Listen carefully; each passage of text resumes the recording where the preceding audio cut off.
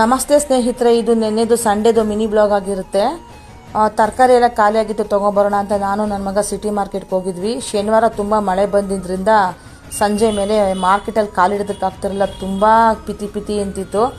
ತರಕಾರಿ ಎಲ್ಲ ತೊಗೊಂಡು ನಾನು ನನ್ನ ಮಗ ಮನೆಗೆ ಬಂದ್ವಿ. ನನ್ನ ಮಗಳು ಕಾಫಿ ಕೊಟ್ಟಳು, ಕುಡಿದ್ಬಿಟ್ಟು ಆಮೇಲೆ ತರಕಾರಿಗಳನ್ನೆಲ್ಲ ಕ್ಲೀನ್ ಮಾಡಿ ನೀಟ್ ಮಾಡಿ ಎಲ್ಲ ಫ್ರಿಜ್ಗೆ ಹಾಕೋಣ ಅಂತ ಅಂದ್ಬಿಟ್ಟು ಎಲ್ಲ ಫ್ರಿಜ್ಗೆಲ್ಲ ಐಟಮ್ಗಳು ಡಬ್ಬಿಗಳಿಗೆಲ್ಲ ಹಾಕಿ ಜೋಡಿಸ್ತಾ ಇದ್ದೆ. ಹಂಗೆ ಸೋಮವಾರ ನಮ್ಮ ಮನೆ ದೇವ್ರ ವಾರ ಅಂತ ಹೂ ತೊಗೊಂಬಂದೆ, ಪೂಜೆ ಮಾಡೋಣ ಅಂತ ಅಂದ್ಬಿಟ್ಟು ತರಕಾರಿಗಳನ್ನೆಲ್ಲ ಫ್ರಿಜ್ಗೆಲ್ಲ ಜೋಡಿಸಿ ಆಮೇಲೆ ಮನೆ ಕೆಲಸ ಮಾಡೋಣ ಅಂತ ಹೋದೆ.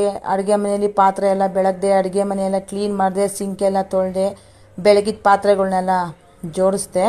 ಜೋಡಿಸಾದ್ಮೇಲೆ ನನ್ನ ಮಗಳು ತಿಂಡಿ ಏನಮ್ಮ ಮಾಡೋಣ ಅಂತಂದೆ. ಮಮ್ಮಿ ತಿಂಡಿ ಬೇಡ, ಇವತ್ತು ಸ್ವಲ್ಪ ಪಿತೃಪಕ್ಷಕ್ಕೆ ಮನೆ ಕ್ಲೀನಿಂಗ್ ಮಾಡಬೇಕಾಗಿತ್ತಲ್ವಾ, ತಿಂಡಿ ಮಾಡ್ಕೊಂಡು ಕೂತ್ಕೊಂಡ್ರೆ ಲೇಟ್ ಆಗುತ್ತೆ ಮಮ್ಮಿ, ಬೇಡ ಅಂತಂದ್ಲು.